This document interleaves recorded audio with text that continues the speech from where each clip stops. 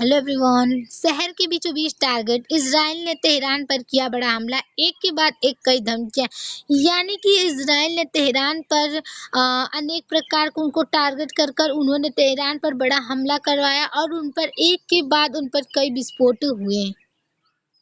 Israel का Tehran पर बड़ा हमला, क्या है पूरा मामला? हाल ही में इजराइल ने तेहरान, ईरान की राजधानी के पास सैन्य ठिकानों और राजनीतिक स्थानों को निशाना बनाकर बड़ा हवाई हमला किया। यानी कि तेहरान पर किए गए बड़े हमले जो हुए हैं घटनाक्रम, उसके का मतलब उन्होंने इजराइल के मतलब आसपास राजधानी तेहरान के ठिकानों और महत्वपूर्ण कुछ ऐसी रणनीतियां थी जिन्होंने उनके बड़े हवाई पर हमला करवाया। इसके बाद दोनों देशों के बीच धमकियों और जवाबी कार्रवाई का सिलसिला तेज हो गया। यानी कि उनके बीच धमकियों और जवाबी जो हमले थे उनके काफ़ी उनकी जो कार्रवाई थी वो काफ़ी तेज़ हो गई।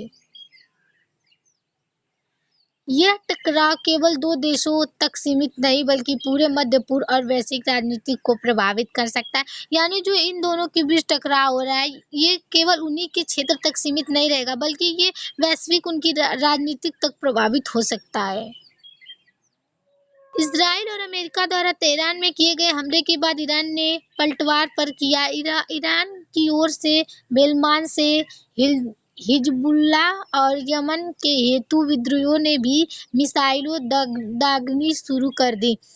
यानी कि इजराइल और अमेरिका ने तेहरान पर हमला किया, जिसके बाद उन्होंने जवाब में ईरान को पलटवार यानी ईरान के लेबान के जो हिजबुल्लाह हैं उन्होंने उनके खिलाफ विद्रोह और मिसाइलें भी दागना शुरू कर दिया। हमला क्यों हुआ? इजराइल का आरोप है कि ईरान उसके खिलाफ हथियार और मिसाइल नेटवर्क तैयार कर रहा है। इजराइल जो है आरोप ये लगा रहा है कि उनके खिलाफ हथियार और मिसाइल नेटवर्क उनके खिलाफ तैयार किया जा रहा है। ईरान पर आरोप है कि वो क्षेत्र में इजराइल विरोधी संगठनों का समर्थन देता है। यानी ईरान आरोप में उनके क्षेत्र को इजराइल विरोधी ठहरा रहा है। पहले से चल रहा गुप्त साइबर और ड्रोन संघर्ष अब खुलकर सैन्य कार्रवाई में बदलता दिख रहा है। यानी जो ये हमला है वो अब साइबर और ड्रोन के संघर्ष में खुलकर सामने आ रहा है। अंतर्राष्ट्रीय प्रतिक्रिया। अमेरिका ने इजराइल के आत्मरक्षक के अधिकार का समर्थन किया लेकिन तनाव कम करने की अपील भी की। अमेरिका ने इजराइल के लिए आत्मनिर्भरता का बात की लेकिन उनके तनाव को भी काफ़ी कम किया। चीन और रूस ने शांति और बातचीत पर जोर दिया। यानी जो चीन और रूस है उन्होंने इस मामले में बातचीत पर जोर दिया। संयुक्त राष्ट्र ने क्षेत्र में युद्ध की आकांक्षा जताई। यानी उन्होंने संयुक्त के प्रति काफ़ी युद्ध की आकांक्षा जताई उन्होंने। भारत पर प्रभाव। ऊर्जा, ऑयल एंड गैस पर प्रभाव। कच्चे तेल की कीमत बढ़ सकती है। यानी तेल की जो कीमत है काफ़ी बढ़ सकता है। पेट्रोल, डीजल महंगे हो सकते हैं, महंगाई बढ़ सकती है। भारतीय नागरिकों की सुरक्षा। ईरान और इजराइल दोनों में हज़ारों भारतीय काम करते हैं। यानी कि ईरान और इजराइल में हज़ारों लोग उन देशों में काम करते हैं। युद्ध की स्थिति में निकासी की ज़रूरत पड़ सकती है। यानी कि युद्ध जब होगा तो उनको काफ़ी उन्हें किसी की ज़रूरत पड़ सकती है। राजनीति पर प्रभाव। यानी राजनीति पर क्या ही प्रभाव पड़ेगा? वैश्विक स्तर पर मध्य पूर्व में शक्ति संतुलन बदल सकता है। यानी कि उनके क्षेत्र में उनकी शक्ति की संतुलन जो है वो बदल सकता है। अमेरिका का ईरान संबंध और खराब हो सकता है। यानी अमेरिका और ईरान का जो संबंध रिलेशन है वो काफ़ी खराब हो सकता है। क्षेत्रीय युद्ध की आकांक्षा बढ़ सकती है। यानी उनके युद्ध में क्षेत्रीय में युद्ध काफ़ी बढ़ सकता है। समाज पर प्रभाव। समाज पर क्या प्रभाव पड़ेगा? तेल महँगा, रोज़मर्रा की चीज़ें महँगी होंगी। यानी कि जो सड़कें पे चीज़ें बिकती हैं और तेल महँगे हो सकते हैं। सोशल मीडिया पर ध्रुवीकरण बढ़ सकते हैं। यानी सोशल मीडिया काफ़ी तेज़ी से बढ़ सकती है। धार्मिक और सामुदायिक संवेदनशीलता बढ़ सकती है। उनकी धार्मिक और समूह जो है क्षेत्र का उसमें काफ़ी बदलाव आ सकता है।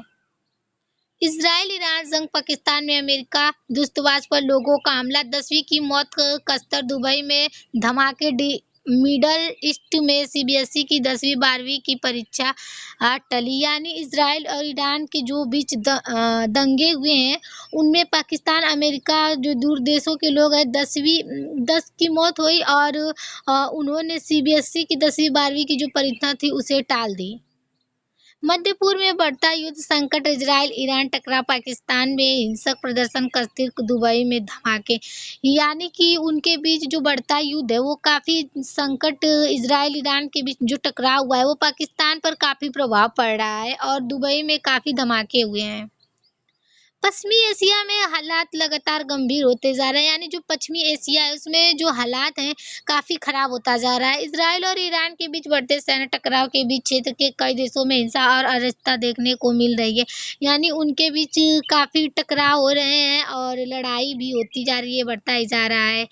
और ताज़ा घटनाओं के पूरे मध्य पूर्व को युद्ध जैसी स्थिति में ला खड़ा किया है, यानी इस घटनाओं के बीच उनको इस युद्ध के बीच लाकर खड़ा कर दिया है। अमेरिका इज़राइल का ईरान पर लगातार दूसरे दिन हवाई हमला जारी, यानी अमेरिका और इज़राइल का उन्होंने लगातार दूसरे दिन ही हवाई अड्डे पर हमला करवाया। ईरान भी इज़राइल पर और मिडल ईस्ट की 9 देशों में मौजूद अमेरिकी सैन्य ठिकानों पर एयर स्ट्राइक कर रहा है। आज सुबह ईरान के सुप्रीम लीडर खुमाई की मौत की पुष्टि हो गई, यानी कि जो खुमाइन थे उनकी मौत हो गई है। इज़राइल-ईरान युद्ध की तीव्रता, यानी इज़राइल और ईरान के बीच जो तेज़ी से युद्ध बढ़ रहा है। रिपोर्टों के अनुसार इज़राइल ने ईरान के सैन्य ठिकानों को निशाना बनाया, यानी रिपोर्ट को देखते हुए इज़राइल ने ईरान को अपना निशाना बना लिया, जिसके बाद ईरान ने भी मिसाइल और ड्रोन हमलों से जवाब दे दिया है। यानी कि जो ईरान है उस उन्होंने मिसाइल और ड्रोनों की सहायता से जवाब दे दिया है। राजधानी तेहरान सहित कई क्षेत्रों में अलर्ट जारी किया गया है। दोनों देशों के बीच लगातार धमकियों का दौर जारी है, यानी कि उनके बीच अलर्ट जारी किया गया है और जो धमकियाँ और जो मिसाइलें उसको काफ़ी लगातार तेज़ी से जारी किया जा रहा है। पाकिस्तान में अमेरिकी और दूतावास पर हमला, कई की मौत। तनाव के बीच पाकिस्तान में अमेरिका विरोधी प्रदर्शन उग्र हो गया। प्रदर्शनकारियों ने अमेरिकी राजनयिक परस्पर की ओर मार्च किया, यानी उनके बीच काफ़ी पाकिस्तान के बीच अमेरिका को लेकर तनाव काफ़ी बढ़ाया जा रहा है। झड़पों और हिंसा में लगभग 10 लोगों की मौत और कई घायल होने की खबर, यानी इसमें 10 लोगों की मौत हो गई और काफ़ी लोग घायल भी हो गए। प्रशासन ने सुरक्षा कड़ी कर दी है, यानी वहाँ की जो सरकार है उन्होंने काफ़ी सुरक्षा प्रदान की है। कतर और यूएई दुबई में धमकियों की खबर। खाड़ी क्षेत्र में भी तनाव का असर दिखाई दिया। कतर और दुबई संयुक्त अरब इमारात में धमकियों और सुरक्षा अलर्ट की खबरें सामने आई है, यानी उनके जो क्षेत्र है उसमें काफ़ी तनाव का असर पड़ रहा है और उन्हें सुरक्षा के लिए अलर्ट कर दिया गया है। हालांकि अधिकारी स्तर पर सभी चुनाव की पुष्टि अलग-अलग सूत्रों से की जा रही है, यानी कि जो अधिकारी के स्तर है उनको उनको सूचनाएं जो अलग-अलग तरीकों से दी जा रही हैं।